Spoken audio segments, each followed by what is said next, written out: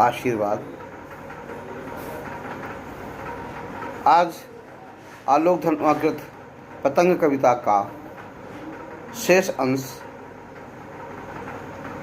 मैं व्याख्या करना चाहता हूँ। आप ध्यान से सुने। पहले मैं कविता का पाठ करता हूँ। जन्म से ही वे अपने साथ लाते हैं कपास, पृथ्वी घूमती हुई आती है उनके बेचैन पैरों के पास। जब वे दौड़ते हैं बेसुध, छतों को भी नरम बनाते हुए, दिशाओं को मृदंग की तरह बजाते हुए, जब वे पैंग भरते हुए चले जाते हैं डाल की तरह लचीले वेग से, अक्सर छतों को खतरनाक किनारों तक उस समय गिरने से बचाता है उन्हें सिर्फ उनके ही रोमांचित शरीर का संगीत। पतंगों की धड़कती ऊंचाइयां उन्हें थाम लेती हैं महज एक धागे के सहारे। पतंगों के साथ साथ वे भी उड़ रहे हैं अपने रंध्रों के सहारे। अगर वे कभी गिरते हैं छतों के खतरनाक किनारों से और बच जाते हैं, तब तो और भी निडर होकर सुनहले सूरज के सामने आते हैं। पृथ्वी और भी तेज घूमती हुई आती है उनके बेचैन पैरों के पास। बहुत सुंदर भाव प्रस्तुत किए हैं कवि ने।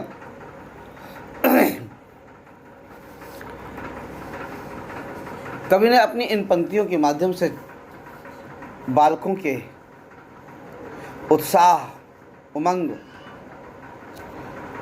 और उन्मुक्त होकर अपने लक्ष्य को प्राप्त करने के भावों को, ऊंचाइयों तक उड़ने के भावों को पतंग के माध्यम से व्यक्त करने का प्रयास किया है। कवि कितने सुंदर तरीके से बात रखता है कि जन्म से ही वे अपने साथ लाते हैं कपास। प्रतीकात्मकता देखिए। कपास लाने का मतलब क्या? कोमलता, मुलायम। अर्थात वे जन्म से ही कोमल होते हैं, मुलायम होते हैं,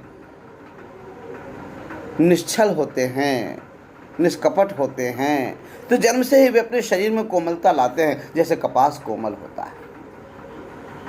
पृथ्वी घूमती हुई आती है उनके बेचैन पैरों के पास। जब वे दौड़ते हैं बेसुध, छतों को भी नरम बनाते हैं। और कभी कितने सुंदर बात कह रहा है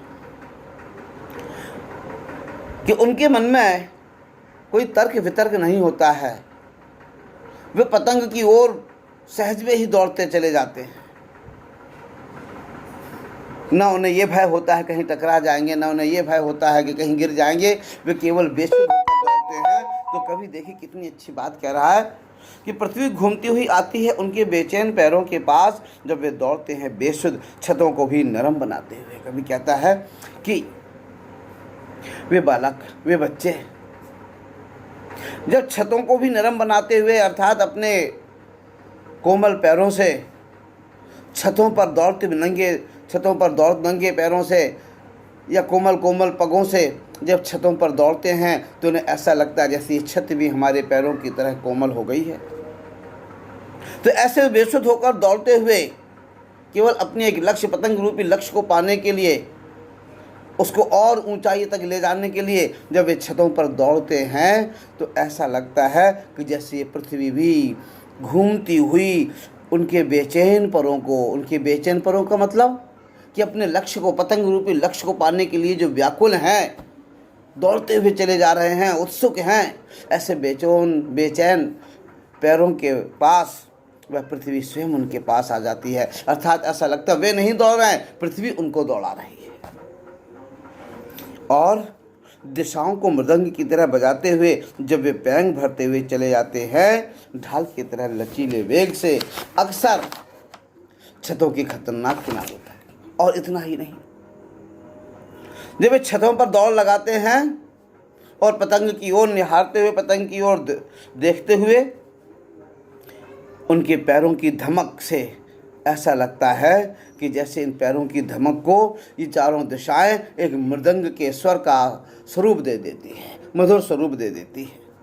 अर्थात उनके पैरों की पैर जब छतों पर गिरते हैं, तो छतों से निकलने वाली वह धम धम की आवाज़ को दिशाओं में, जब चारों दिशाओं में गूंजती है, तो लगता है जैसे मृदंग की थाप बज रही है।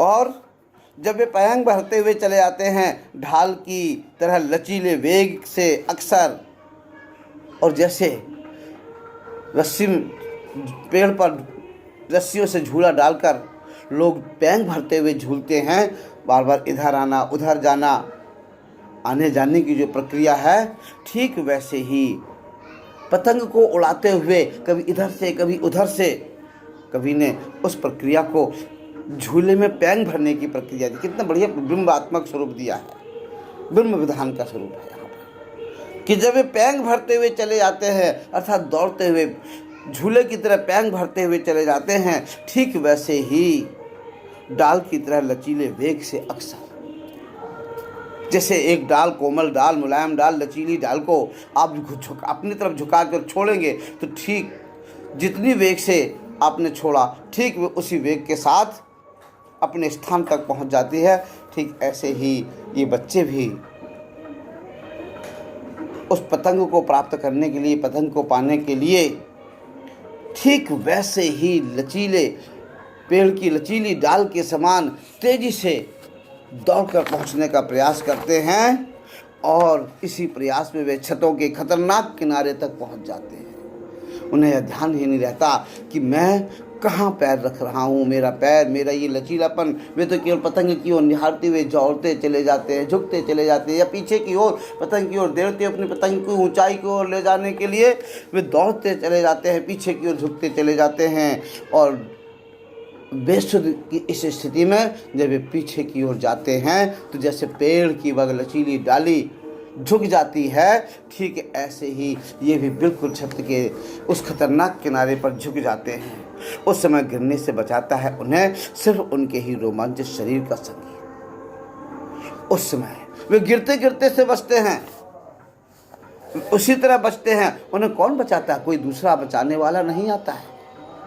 उन्हें उनके अंदर का रोमांच, उनका हर्ष, उस पतंग को पकड़ने का, लक्ष्य को पाने का जो उत्साह है, उमंग है, वह उमंग ही, उनके अंदर का वह संगीत ही उनको बचा लेता है।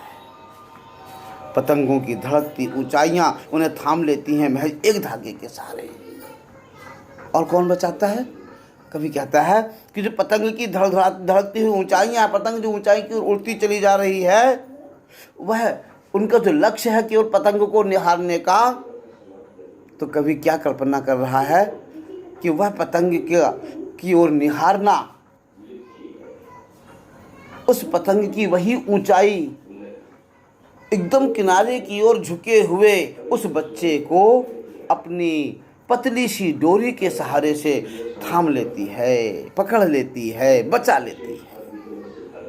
ऐसा लगता है जैसे पतंग ने अपनी डोरी रूपी हाथ से उसको थाम लिया है, उसे गिरते गिरते से बचा लिया है। पतंगों के साथ साथ वे भी उड़ रहे हैं अपने रंध्रों के सहारे, और ऐसा लगता है कि जैसे पतंगों के साथ साथ वे भी उड़ते चले जा रहे हैं अपने हृदय के रोमांचित, उत्साहित रोम छिद्रों के सहारे। उनकी एक एक रोम में रोमांच है, उत्साह है, उमंग भरी हुई है। वही उमंग, वही उत्साह, वही पतंग को छू लेने की, पतंग की ऊंचाई को गगन तक पहुंचा देने की जो उनकी लालसा है, वह लालसा ही ऐसा लगता है कि जैसे वे स्वयं भी उस पतंग के साथ उड़ते चले जा रहे हैं। मगर अगर वे कभी गिरते हैं छतों के खतरनाक किनारों से और बच जाते हैं, तब तो और भी निडर होकर सुनहले सूरज के सामने। इन पंक्तियों में बहुत लक्ष्य दिया है। और बच्चों को स्वतंत्रता देनी चाहिए, बच्चों को उन्मुक्त खेलने की, क्रीड़ाएं करने की स्वतंत्रता देनी चाहिए। इस बात पर को ये सिद्ध किया है इन पंक्तियों से। अगर वे कभी गिरते हैं छतों के खतरनाक किनारों से और बच जाते हैं, तब तो यदि पतंग उड़ाते उड़ाते, कभी कहता है यदि पतंग उड़ाते उड़ाते कभी वे उन छतों की खतरनाक किनारों से गिर भी पड़ते हैं, और गिरकर यदि वे बच गए, मृत्यु को प्राप्त नहीं हुए, अधिक चोटिल नहीं हुए, अधिक घायल नहीं हुए, तो उनका उत्साह बढ़ जाता है, उनका भय खत्म हो जाता है। फिर वे किसी बड़े से बड़े खतरे को भी पार करने का सामर्थ्य रखते हैं। उनके अंदर एक सामर्थ्य आ जाता है, उनका भय खत्म हो जाता है कि खतरा कुछ नहीं है, मेरे सामने मेरा शरीर लोहे का बन गया है, अब मैं किसी भी खतरे को मोल ले सकता हूँ, मैं किसी भी खतरे का सामना कर सकता हूँ, क्योंकि वे एक बार गिर चुके हैं।